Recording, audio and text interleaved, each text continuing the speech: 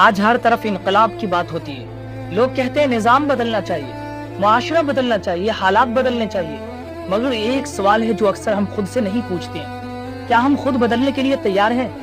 اسلام ہمیں یہ سکھاتا ہے کہ اصل انقلاب باہر سے نہیں بلکہ اندر سے شروع ہوتا ہے۔ اللہ تعالیٰ قرآن مجید کے اندر ارشاد فرماتا ہے ان اللہ لا یغیر ما بقوم حتی یغیروا ما بانفسہم، بے شک اللہ کسی قوم کی حالت نہیں بدلتا جب تک وہ خود اپنی حالت نہ بدلے۔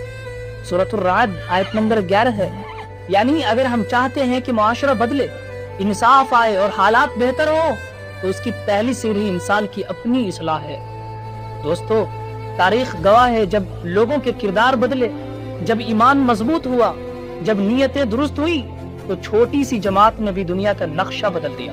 اے معاشرے کے نوجوانوں، اس لیے یاد رکھو، انقلاب صرف نعروں سے نہیں آتا ہے، انقلاب کردار، ایمان اور اصلاح سے آتا ہے، اور ہر بڑے انقلاب کی پہلی سیڑھی ہمیشہ انسان کی اپنی ذات سے شروع ہوتی ہے۔